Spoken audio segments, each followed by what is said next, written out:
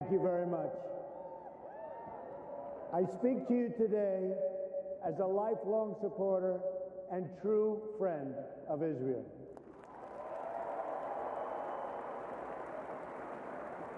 I'm a newcomer to politics, but not to backing the Jewish state.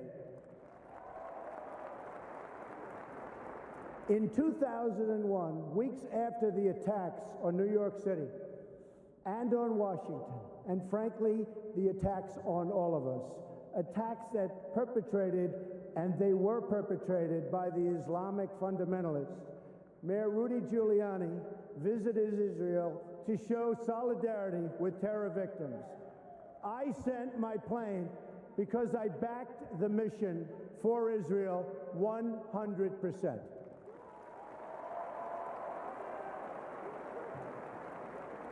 In spring of 2004, at the height of the violence in the Gaza Strip, I was the Grand Marshal of the 40th Salute to Israel Parade, the largest single gathering in support of the Jewish state.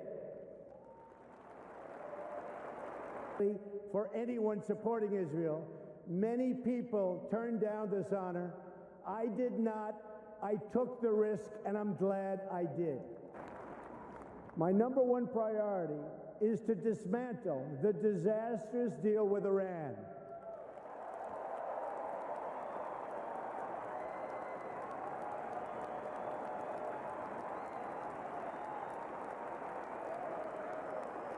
Thank you. Thank you. I have been in business a long time. I know deal making. And let me tell you, this deal is catastrophic for America, for Israel, and for the whole of the Middle East. The problem here is fundamental. We've rewarded the world's leading state sponsor of terror with $150 billion, and we received absolutely nothing in return.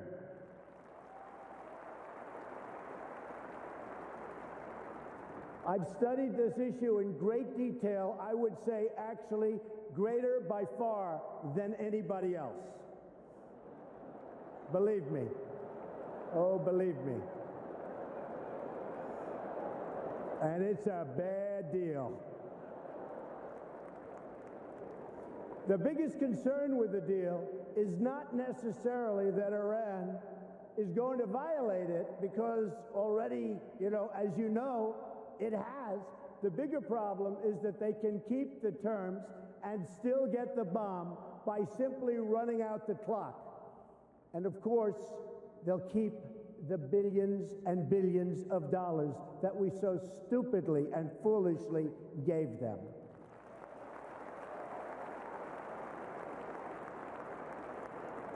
The deal doesn't even require Iran to dismantle its military nuclear capability. Yes, it places limits on its military nuclear program for only a certain number of years. But when those restrictions expire, Iran will have an industrial-sized military nuclear capability ready to go and with zero provision for delay, no matter how bad Iran's behavior is. Terrible, terrible situation that we are all placed in, and especially Israel.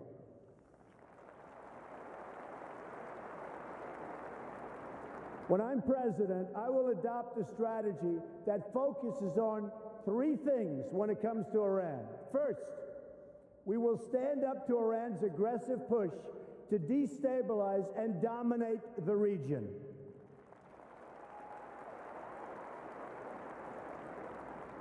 Iran is a very big problem and will continue to be, but if I'm not elected president, I know how to deal with trouble, and believe me, that's why I'm going to be elected president, folks.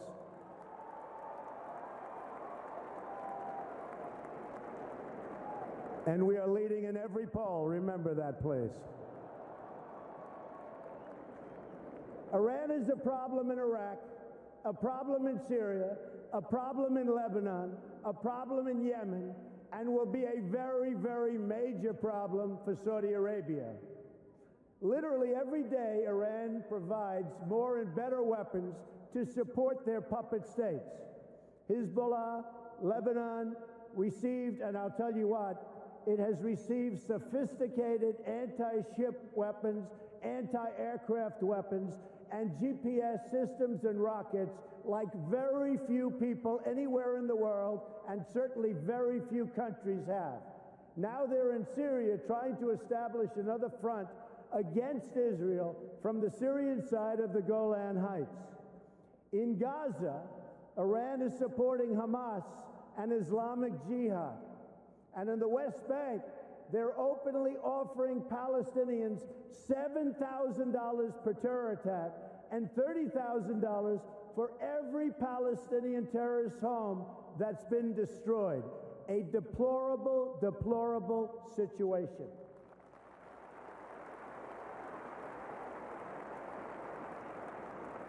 Iran is financing military forces throughout the Middle East, and it's absolutely incredible that we handed them over $150 billion to do even more toward the many horrible acts of terror.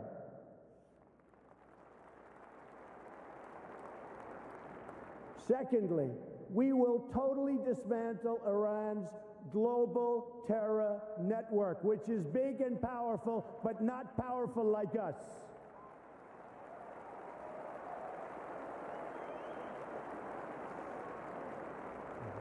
Iran has seeded terror groups all over the world. During the last 5 years, Iran has perpetuated terror attacks in 25 different countries on 5 continents. They've got terror cells everywhere, including in the Western Hemisphere, very close to home. Iran is the biggest sponsor of terrorism around the world, and we will work to dismantle that reach. Believe me, believe me.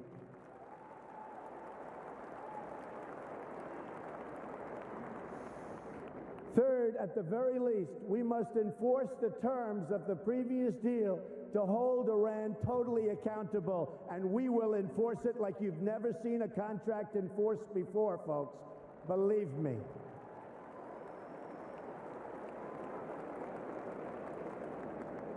Iran has already, since the deal is in place, test-fired ballistic missiles 3 times.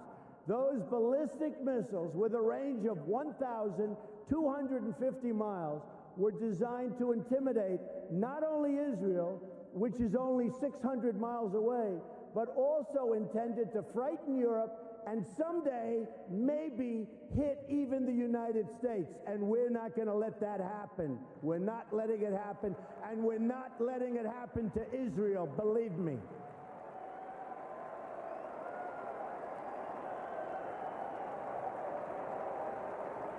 Thank you. Thank you. Do you want to hear something really shocking? As many of the great people in this room know, painted on those missiles in both Hebrew and Farsi were the words, "Israel must be wiped off the face of the earth." You can forget that.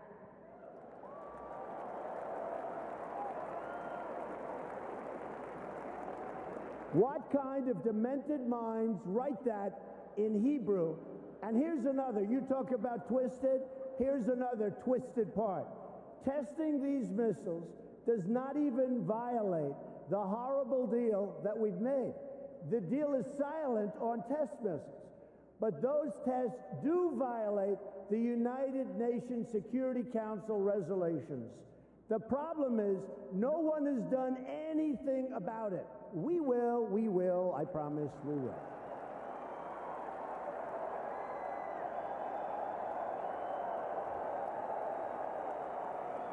Thank you.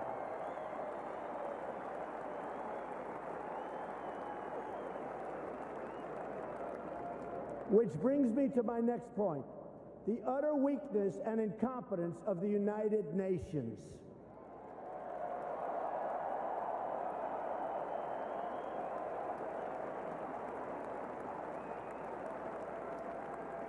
The United Nations is not a friend of democracy. It's not a friend to freedom. It's not a friend even to the United States of America, where, as you know, it has its home. and it surely is not a friend to Israel.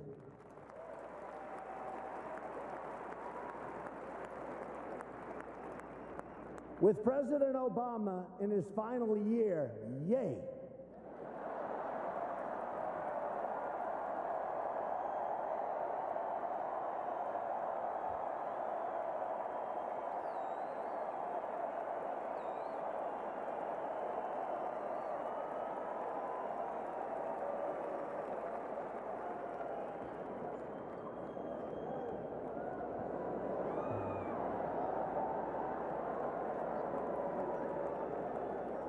He may be the worst thing to ever happen to Israel, believe me. Believe me. And you know it, and you know it better than anybody. So with the president in his final year, discussions have been swirling about an attempt to bring a Security Council resolution on terms of an eventual agreement between Israel and Palestine. Let me be clear. An agreement imposed by the United Nations would be a total and complete disaster.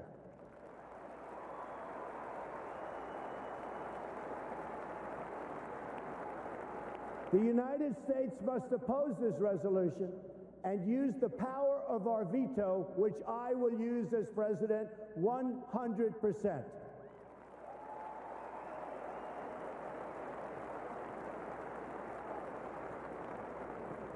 When people ask why, it's because that's not how you make a deal. Deals are made when parties come together. They come to a table and they negotiate. Each side must give up something. It's values. I mean, we have to do something where there's value in exchange for something that it requires. That's what a deal is. A deal is really something that when we impose it on Israel and Palestine, we bring together a group of people that come up with something that's not going to happen with the United Nations. It will only further, very importantly, it will only further delegitimize Israel. It will be a catastrophe and a disaster for Israel. It's not going to happen, folks.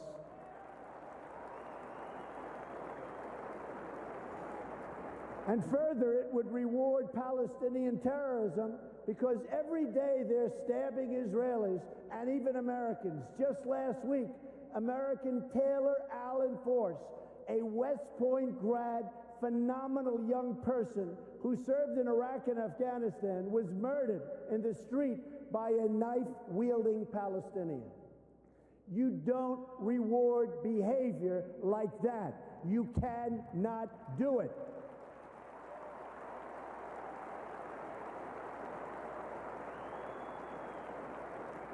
There's only one way you treat that kind of behavior. You have to confront it.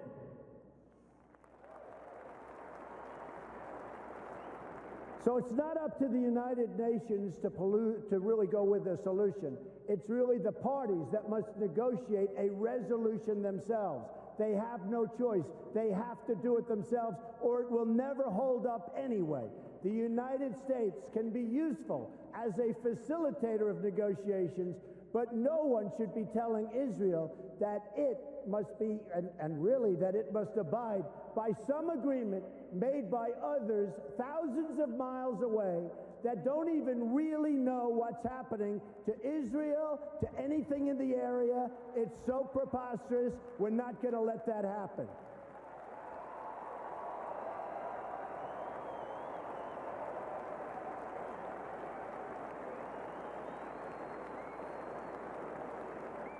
When I'm president, believe me, I will veto any attempt by the UN to impose its will on the Jewish state.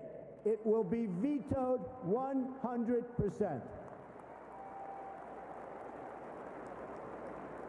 You see, I know about deal making. That's what I do. I wrote The Art of the Deal. One of the best-selling all-time, and I mean seriously, I'm saying one of because I'll be criticized as I say the, so I'm going to be very diplomatic. One of, I'll be criticized. I think it is number one, but why take a chance? One of the all-time best-selling books about deals and deal-making. To make a great deal, you need two willing participants. We know Israel is willing to deal. Israel has been trying. That's right. Israel has been trying to sit down at the negotiating table without preconditions for years. You had Camp David in 2000, where Prime Minister Barak made an incredible offer, maybe even too generous. Arafat rejected it. In 2008, Prime Minister Olmert made an equally generous offer. The Palestinian Authority rejected it also. Then John Kerry tried to come up with a framework, and Abbas didn't even respond, not even to the Secretary of State of the United States of America. They didn't even respond. When I become president, the days of treating Israel like a second-class citizen will end on day one.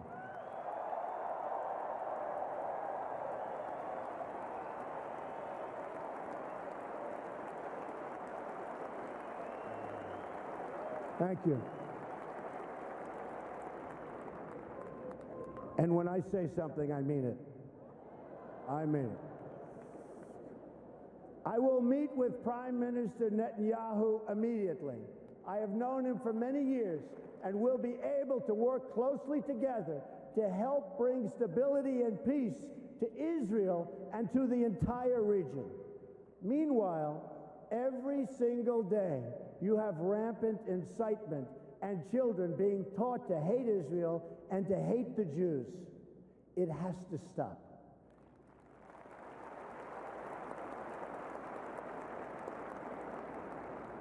When you live in a society where the firefighters are the heroes, little kids want to be firefighters. When you live in a society where athletes and movie stars are the heroes, little kids want to be athletes and movie stars. In Palestinian society, the heroes are those who murder Jews. We can't let this continue. We can't let this happen any longer. You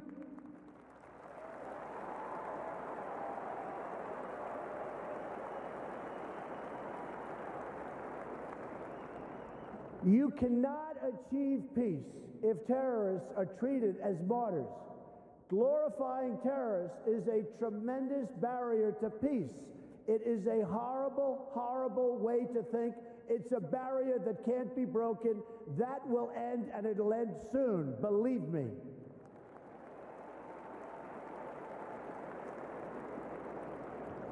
In Palestinian textbooks and mosques, you've got a culture of hatred that has been fermenting there for years, and if we want to achieve peace, they've got to go out and they've got to start this educational process. They have to end education of hatred. They have to end it, and now.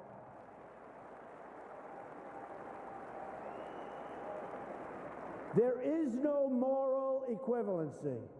Israel does not name public squares after terrorists. Israel does not pay its children to stab random Palestinians.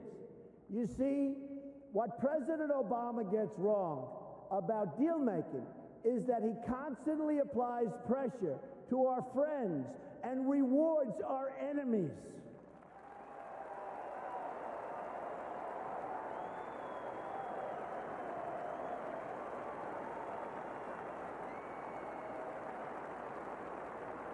And you see that happening all the time. That pattern practiced by the president and his administration, including former Secretary of State Hillary Clinton, who is a total disaster, by the way.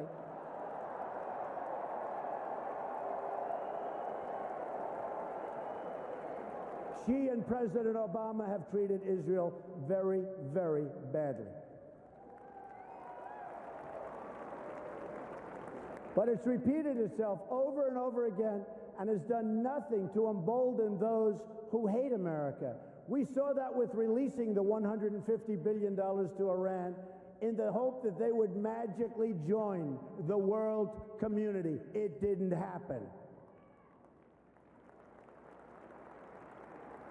President Obama thinks that applying pressure to Israel will force the issue, but it's precisely the opposite that happens.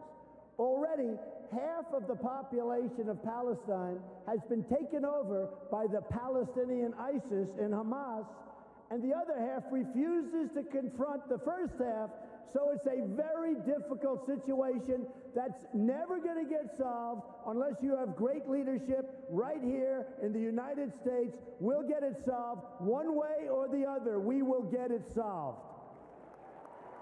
But when the United States stands with Israel, the chances of peace really rise, and rises exponentially.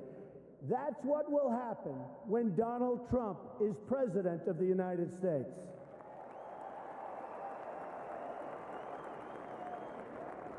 We will move the American embassy to the eternal capital of the Jewish people, Jerusalem.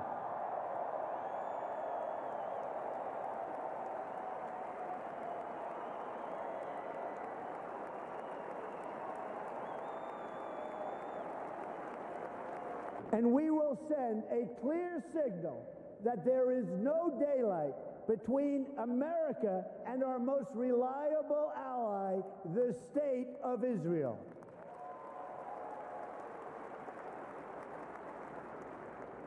The Palestinians must come to the table knowing that the bond between the United States and Israel is absolutely, totally unbreakable.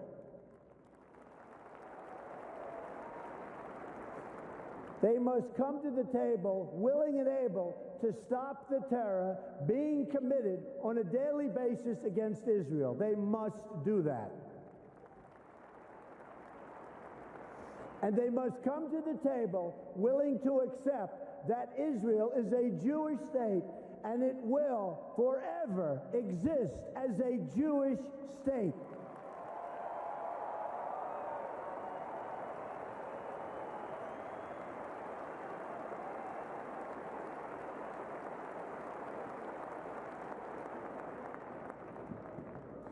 I love the people in this room. I love Israel. I love Israel. I've been with Israel so long in terms of I've received some of my greatest honors from Israel.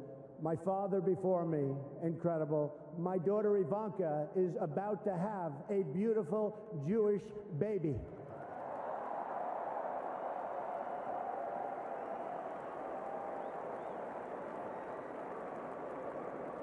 In fact, it could be happening right now, which would be very nice as far as I'm concerned.